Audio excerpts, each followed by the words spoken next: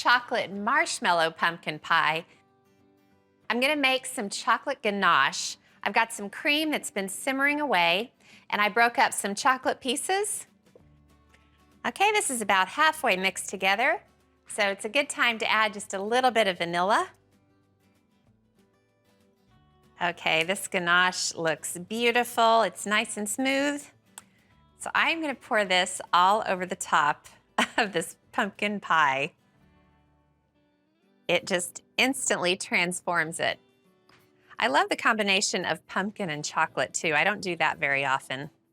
Okay, I got all the pumpkin covered. So I'm gonna put this into the freezer so the chocolate will set. It won't take long at all. While it sets in the freezer, I'm gonna whip up a creamy marshmallow topping for the pie. It starts with a 7-ounce container of marshmallow cream. It goes into the mixer with 1/4 cup of room temperature butter. I'll just beat them together until they're combined. Next, I'll add 2 cups of heavy cream to another mixer bowl and get it going with the whisk attachment. When it's frothy, I'll gradually add a cup of powdered sugar, whisk it until it forms stiff peaks. Then I'll get the marshmallow mixture into the cream and beat it until it's all incorporated, smooth, and creamy. Okay, the ganache is all set.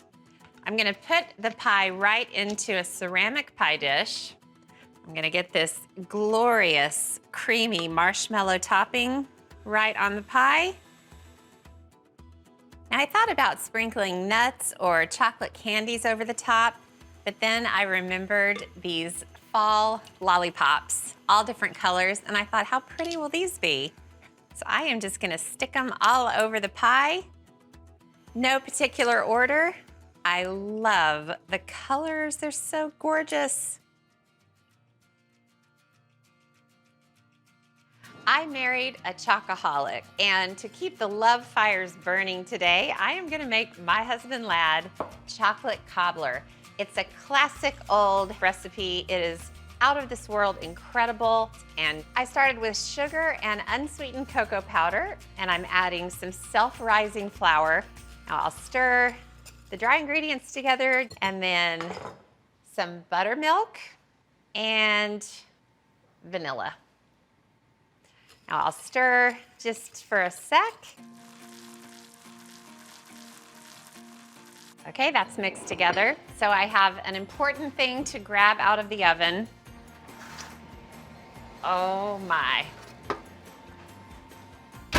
My favorite ingredient in the world, butter, a whole pan of it. So I've got this chocolatey batter that I mixed together. The butter is not only melted, it's absolutely sizzling and almost a little golden brown. So I'm gonna use this measuring cup to just drop random scoops right on top of this butter. All right, I wanna get all of this batter, and you don't have to follow any pattern when you drop it into the pan because it's all just gonna bubble up and bake together. So a few more things to sprinkle over. I have some chocolate chunks, and they just go on the butter, on the batter, wherever you want to drop it. Just make sure it's kind of an even layer. And then, don't judge me, a bunch of sugar. This is gonna kind of help create a crispy, crunchy little sugary vibe. Some more unsweetened cocoa. I gotta cover up all evidence of that sugar layer. I can't even bear to look at it. And then here's where it all starts to make sense. So I have a little saucepan of boiling water, and I'm just gonna slowly pour it over the contents of this baking dish. I can hear you doubting me.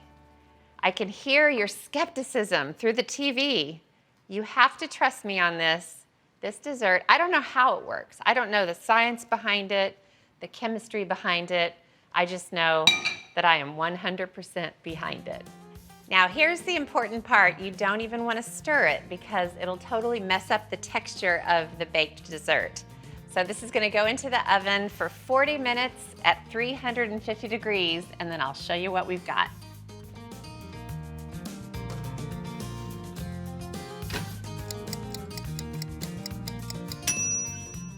All right, here is the chocolate cobbler. Look at the magic that happened in the oven.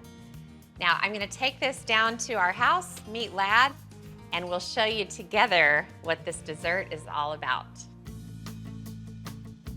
All right, Mr. Drummond, would you like a chocolate dessert? You bet. This is chocolate cobbler, but it's kind of like chocolate cake. Chocolate cobbler. Look at all that gooiness under there. Wow. Looks good, right? Does look good with But- ice cream, right? With ice cream. How'd you Perfect. know? Perfect. In the 26 years we've been married, have I ever not had ice cream when you've wanted it? Actually, yes. Yeah. Plenty of times, Yeah, which a is lot why of you times. asked. Aren't you looking forward to the next 26 Oh my years gosh, together? A boozy pecan pie. How good does that sound? So I'm starting with the sticky pecan pie filling, and it's a cup of sugar, 3 tablespoons of packed brown sugar, a healthy pinch of salt, and then I'm gonna take the cup measure and add dark brown corn syrup. You know, I typically use white corn syrup, or light corn syrup it's called, just because I tend to usually have that in my pantry. But there's something about this kind of boozy version of my regular pecan pie. That's about as full as that cup can possibly get. Ready? This is what you call a viscous substance. It's so silky and yummy. Okay, so then I'm gonna add 3 eggs that I already cracked just to make it easy. And a little splash of vanilla, about a teaspoon or so. Normally I would stop mixing here for my regular pecan pie, but I'm gonna take the liberty of adding about a 1/4 cup of bourbon. Any more than that, and it would probably affect how the pie bakes. Any less than that, and you would be disappointed. Because if someone tells me I'm going to take a bite of a boozy pecan pie, I most certainly want to taste that booze. So what's cool is I made a homemade crust, and I put a little splash of bourbon in the crust itself. I substituted 1 of the tablespoons of cold water in the recipe for my pie crust. So there's going to be booze everywhere you turn with this pie. And then melted butter, and that really, really sends this filling over the top. So I added the pecans to the crust. You can see this, Alex. And this is how I like to make pecan pie. I like to chop the pecans. There are some people who believe, I'm not gonna name names, that pecan pie should have a topping of pecan halves. Oh, I think that's an enormous mistake. I think you need to have them chopped up, because then you wind up with little crispy, wonderful bits of pecan instead of big halves that tear through the filling. I have a whole philosophy and religion about chopping pecans for pecan pie. I'll write a book about it. So I'm gonna lightly cover the pie with foil, just to protect the surface so it doesn't get burned while the filling sets. Okay, you ready to get this in the oven? Yep. Now, if you're using a smaller pan, you might want to put it on a sheet pan just to catch the drips. But I'm going to put this into a 350-degree oven. And then in about 50 minutes, I'll take the foil off and let it bake for another probably 20-30 minutes until it's set. But look what I found. I already made one in another pan, and it has totally baked and totally cooled. Okay, so beautiful crispy crust on top. So what really makes this pie extra sensational is that I'm gonna make a boozy whipped cream to go over the top. Emphasis on over the top. So I'm gonna sift just about a 1/4 cup of powdered sugar, and then I'll add a cup of cold cream, and you guessed it, healthy splash of bourbon. Pecan pie is wonderful because you can actually serve it cold, room temperature, or warm, and it's delicious any way you slice it. Okay, so then I just stir this around, and I'm actually gonna beat the whipped cream by hand, and that way it'll be kind of soft. It'll just sort of be billowy on the slice of pie. That is so good. Is it really? Mauricio, get in here and look at this. Look at this boozy pecan pie you're getting ready to eat. And then a little boozy whipped cream for you. Uh-oh. Thank you. Cheers. Boozy pecan. Oh. How is it? Which one are you? So good. I love pie. I've loved it all my life, so I almost feel disloyal saying this, but my current favorite dessert is pumpkin tiramisu. It is to die for. I put a can of plain pumpkin puree into a bowl, and I'm adding a package of softened mascarpone cheese, and I'm just gonna combine this. It's really important that the mascarpone is room temperature soft because otherwise it's difficult to mix in with the pumpkin. Now I've got some cream that I've been starting to whip, and I'm gonna sweeten it up with half a cup of brown sugar and some ground cinnamon and 3 teaspoons of vanilla. And then I'll whip this until it's just about stiff, but not quite. I'll tell you why I love a Thanksgiving version of tiramisu. It's one of those desserts that you can make the day before Thanksgiving. Okay, that is looking good. So I'll fold in the pumpkin mascarpone mixture. One mistake some people make when making pumpkin desserts with canned pumpkin is they accidentally use pumpkin pie filling.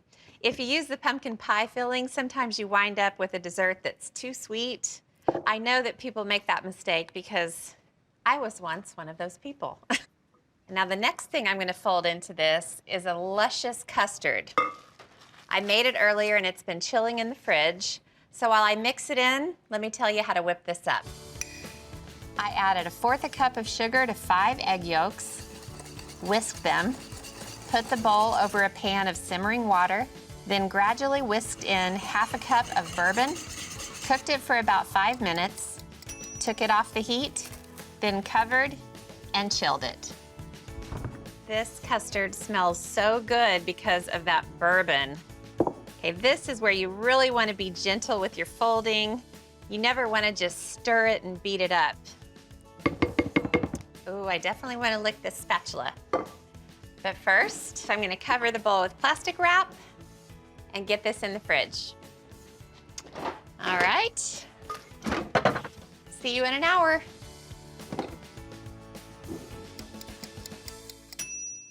I have all the elements ready, so I'm gonna assemble the tiramisu. I'm using store-bought ladyfingers, which I think is the best kind of ladyfinger to use for tiramisu. Now, if you don't have access to store-bought ladyfingers, you can just make a simple white cake or a sponge cake. I've done that before too, and it works great. I think just 3 more will fit on this bottom layer. So the first thing you want to do with the ladyfingers is soak them in a really yummy espresso syrup. This one has some nice spices, so while I spoon this over the top, let me tell you how to make this. I added 2 teaspoons of instant espresso to 1½ cups of boiling water and stirred it until it dissolved. Then I added 1/2 cup of brown sugar, a teaspoon of cinnamon, 1/2 teaspoon of ground nutmeg, and stirred the syrup until the sugar had dissolved. 1 more spoonful. So the next thing I'll do is add 1/3 of the pumpkin mixture. Spread this evenly over the ladyfingers. You want to be gentle so you don't disrupt the layer below. So for the next layer, I'm going to grate on some semi-sweet chocolate. You can do dark chocolate, bittersweet, whatever you happen to have in your pantry. Okay, now the next thing I'm going to add are ground ginger snap cookies. Just a nice, even layer. Can you imagine the flavor from these? Now I'm going to repeat the layers 2 more times.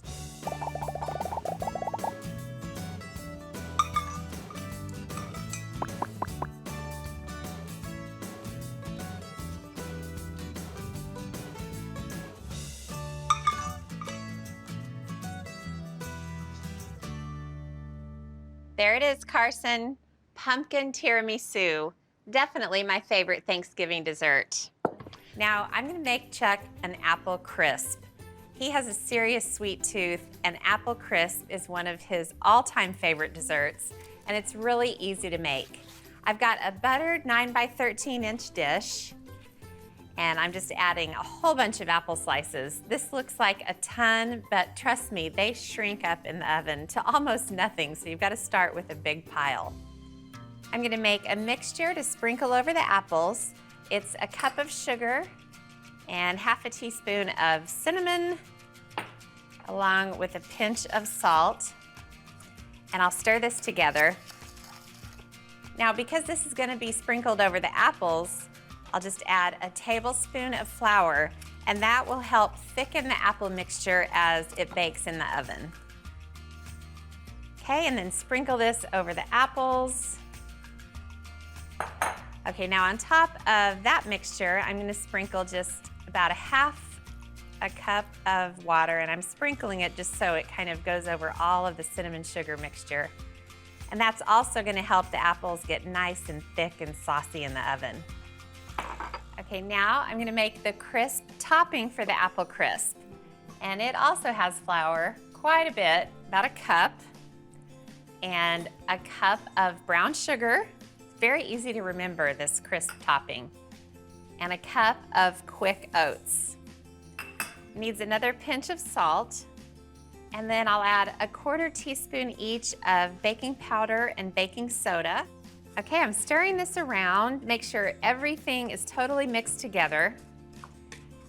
And then what brings it together is half a stick of melted butter. And I'm gonna stir as I pour it in and just make sure it's evenly distributed. And pretty soon it'll come together in just sort of a moist, crumbly mixture. Okay, just keep stirring until you no longer see any of that dry flour. I'm just about there. Okay, and then this mixture gets sprinkled over the apples. Magical things happen in the oven. You want to just use your fingers to spread the crisp topping over all the apples. Make sure it's kind of even. And now it's ready to go into the oven. I'm going to bake it at 350 degrees for about 43 to 44 minutes until it's nice and golden and crisp on top. So now over to Lad, Chuck, and the rest of the gang. 6. Are these getting up close to 700? Their average is 694. We had one draft that was a little small on there. 94. Well, that's not bad. 6. The calves are born in the fall, and then we sell them in July, like we're doing now. Grow out a little more, and then they'll go to market. I mean, it went really good this morning. Oh, good. I think I'm gonna go around there and help them finish loading these trucks. All right, I'll be back in a little bit. Everybody's busy today in one form or another. Oh, this crisp looks amazing. Look at how golden brown it is, and it's bubbly and wonderful, just the way Chuck likes it. And it's gonna go great with some frozen custard I made. I'll tell you about that later. Well, the food's all finished. I'm gonna take it to town later. I'll bake the enchiladas at Chuck's, and he is gonna be one happy man. Dinner's done, and it's not even noon. I love it when that happens. Pumpkin rum cake with maple whipped cream. It starts with 3 cups of flour and 2 cups of sugar, and then just 1/4 teaspoon of salt. And that's it for the dry. I'll just give it a little stir. Okay, that's all mixed together. So that's the dry ingredients. Now I'll get started on the wet. I've got 1/2 cup of buttermilk, and I'll add 2 eggs and 2 teaspoons of baking soda. Now I'll add 2 teaspoons of vanilla. Hey, I just measured vanilla for the first time in about 7 years. I usually just splash it in there. It's Thanksgiving, it's a special occasion. And then 1/2 teaspoon of maple extract. And then I'll just use a fork to whisk up the eggs. I I love Thanksgiving anyway, but having a little Friendsgiving celebration on the side just adds to how much I love Thanksgiving. It's just great to get together with girlfriends every now and then. Now I'm gonna move over to the stove. I have a saucepan with 2 sticks of salted butter. And I'm gonna add a can of pumpkin puree. This is probably my favorite shortcut Thanksgiving ingredient. Now I wanna add to that pumpkin-y flavor, so I'm gonna add a couple of teaspoons of pumpkin pie spice. How good is this gonna be? And I'll give this a stir while it starts to heat up. I think Friendsgivings are so much fun because you can have a little bit of fun with what you make. You don't have to stick to the traditional Thanksgiving dishes if you don't want to. Okay, that's all whisked together. So I've got a pot of water. It's just about to boil. And I'm gonna measure 3/4 of a cup. And pour it into the saucepan. So we really have 2 wet ingredients going on, the buttermilk mixture and the pumpkin mixture. Rum cakes always remind me of my mother-in-law, Nan. She made a rum cake around the holidays every year. That was the best thing I had ever tasted when she first made it for me. I have never gotten that cake out of my mind. So delicious. Okay, the pumpkin mixture is nice and smooth and very hot, so I'm gonna turn off the heat.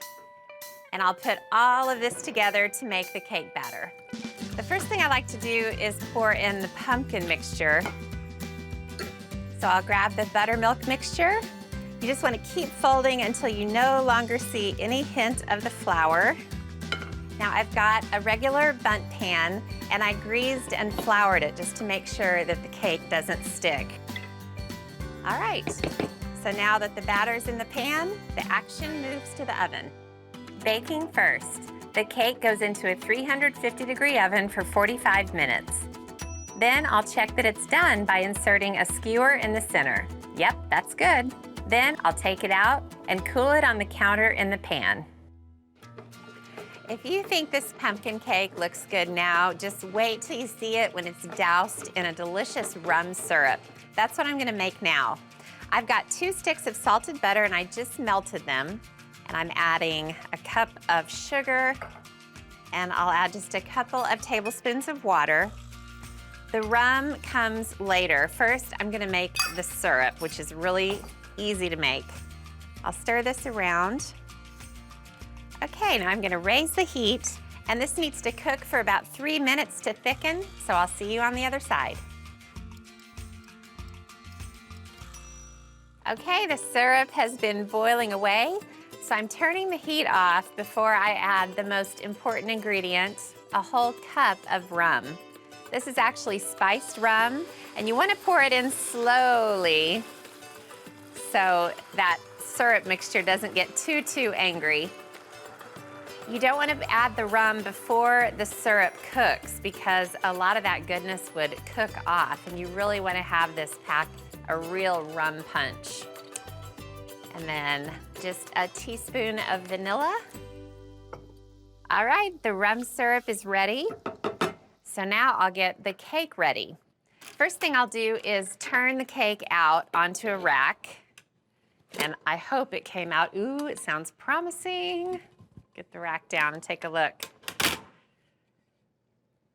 Oh, that's when you're glad you have thoroughly greased and floured the pan. So I've got a wooden skewer, and I want the cake to be able to really soak up a lot of this syrup. So I'm just going all around the cake just to give that rum syrup plenty of places to go to. Okay, that looks great. Now, this is a cool trick. Rather than try to pour the syrup on the cake while it's on the rack, I'm gonna pour half of the syrup into the bundt pan, give or take. And then, you guessed it, I'm gonna put the cake back into the pan. Just wanna make sure I line up the grooves. And then, oh my gosh, that syrup is just completely enveloping the cake. Now we can't forget about the bottom of the cake. So you wanna do the same thing with the wooden skewer. And then the rest of the syrup gets poured on top. Okay, now the cake needs to soak up the rum, and that's gonna take an hour. Now, aside from actually eating the cake, turning it out onto the cake stand is the best part. So I'll turn it over, and hopefully all of that syrup has been soaked into the cake. You can't imagine how sticky and delicious this is. My friends are gonna love me this year. I cut everyone a generous slice. I mean, it's Thanksgiving after all. Then it was all about the cream, which is just a cup of heavy cream whipped with a teaspoon of maple syrup. And I finished it with a sprinkle of pumpkin pie spice for some Thanksgiving magic. Oatmeal cookies are always a favorite among kids, so I knew I wanted to make a batch of my brown sugar oatmeal cookies for the kids at the parade. These are so delicious. They're everything that's wonderful about regular oatmeal cookies, but with a whole bunch of brown sugar. They bake up really chewy and wonderful. Now I've got 2 sticks of softened butter in the mixer, and I'm adding 2 packed cups of brown sugar.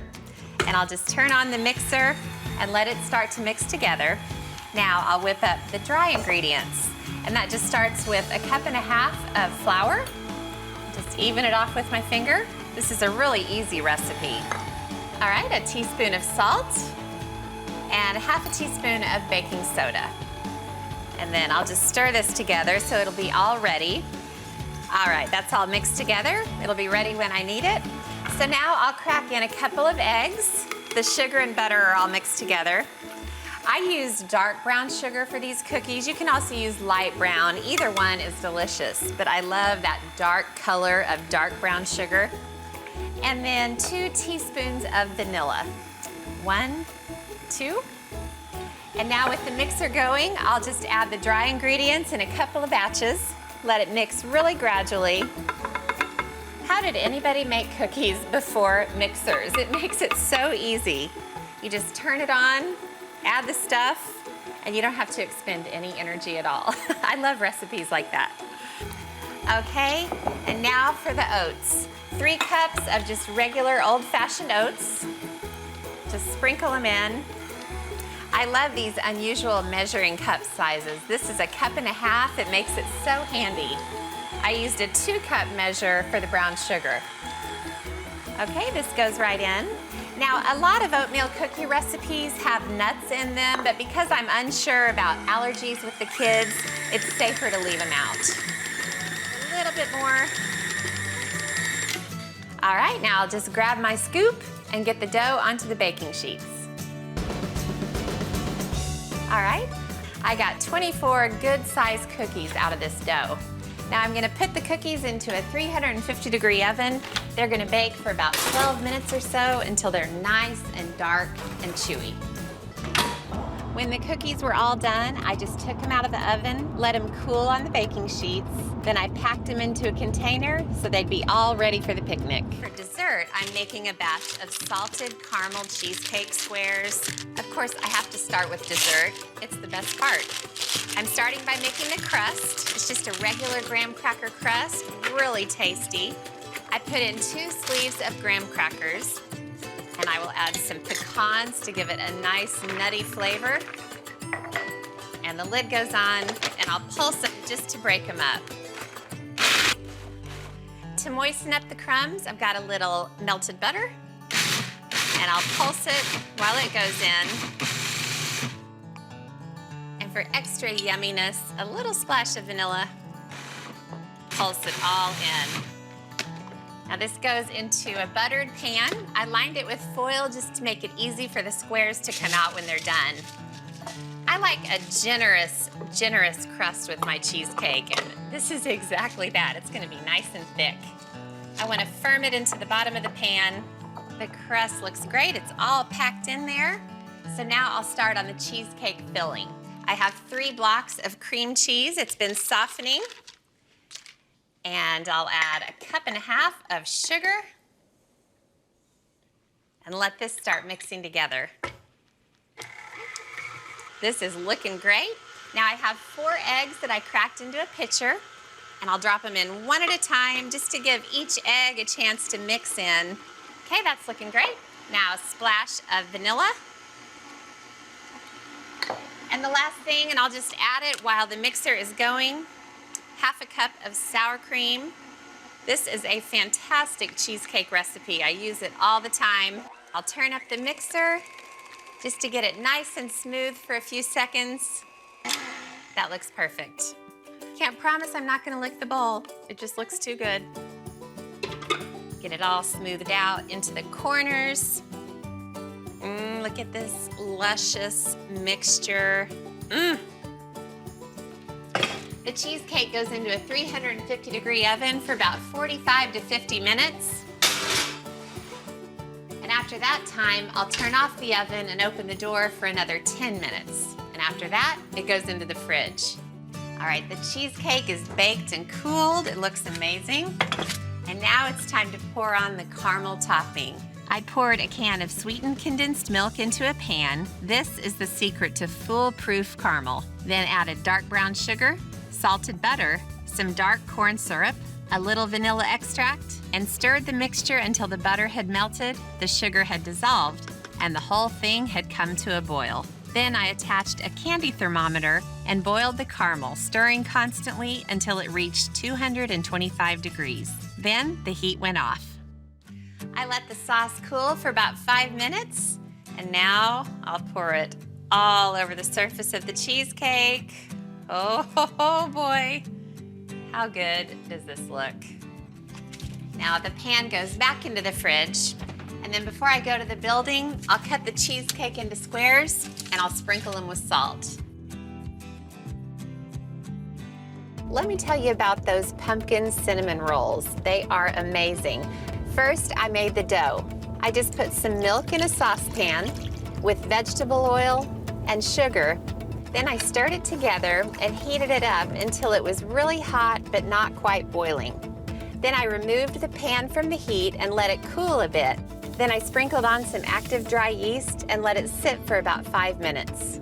Then I stirred in pumpkin puree and just let it sit. Then it was on to the dry ingredients. Now, in a separate bowl, I added flour, ground cinnamon, ground nutmeg, and ground ginger. Then I stirred it all together and sprinkled it into the saucepan. When everything was all stirred together, I covered the saucepan with a towel and set it aside in a warm place to rise for about an hour.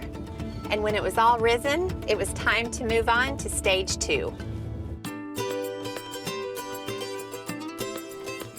Oh, look at that dough. It is so bubbly and puffy. It pretty much doubled in size. Now I'm just gonna finish it off and add half a cup of more flour, a generous half teaspoon of baking powder, a scant half teaspoon of baking soda, and half a teaspoon of salt. And then I'll just stir this addition of the dry ingredients into this puffy dough. Without this final addition of flour, the dough would be way too sticky.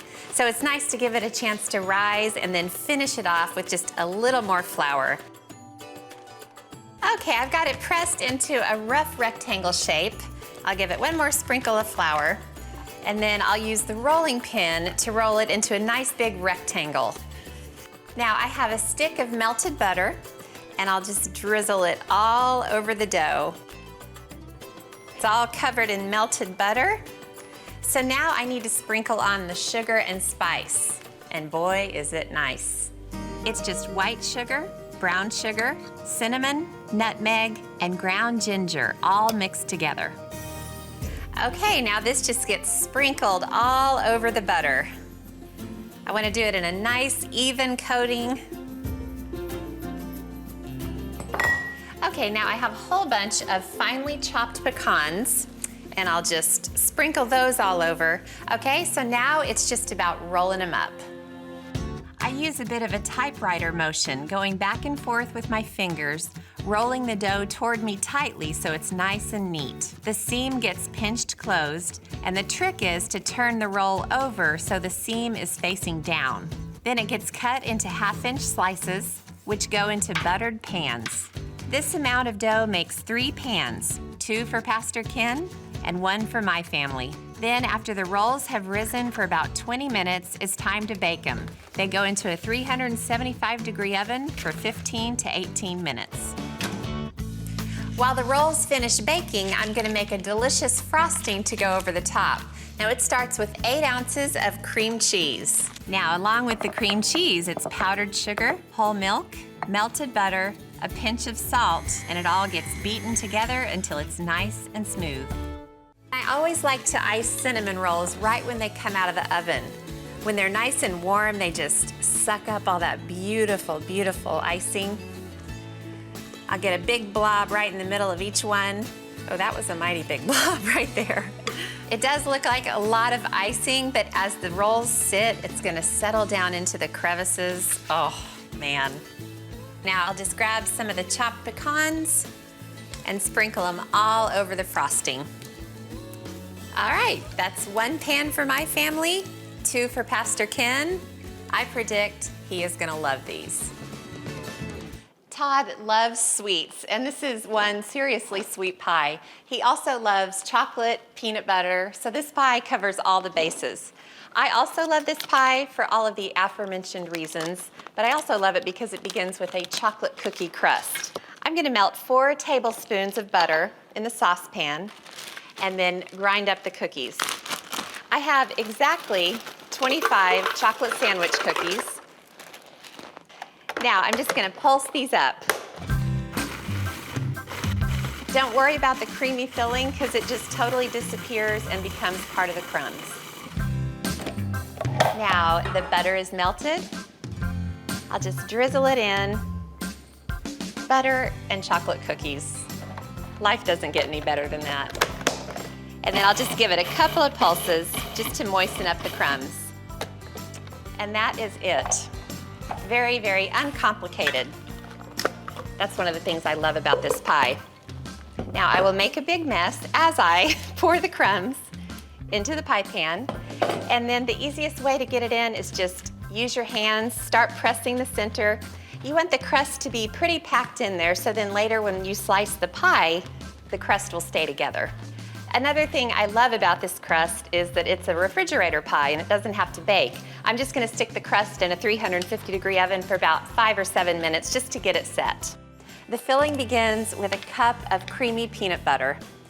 I'm just gonna eyeball it. I don't wanna go through the effort of measuring it into the cup and then scraping it out of the cup. So if I get a little more or less, it won't hurt anything. All right, and then I've got an 8-ounce package of softened cream cheese. I'll throw it in there, and then I'll just whip this up for a sec. What a yummy, yummy mixture.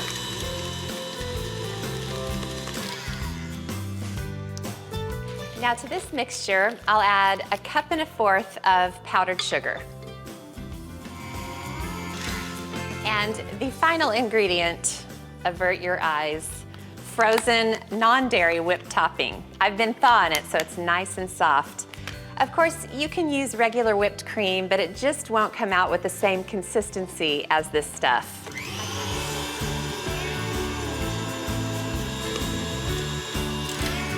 Okay, absolutely perfect.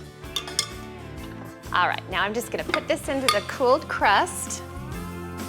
I tell you, if you love peanut butter, this is your dessert. The whole kitchen smells like peanut butter right now. And then I'll just spread it around. Look at that, isn't that gorgeous? And that is all there is to it. Now it just needs to sit in the fridge for a couple of hours until it's set. Wow, that's mine. That looks good. Oh my god. Chocolate peanut butter pie. That's definitely mine.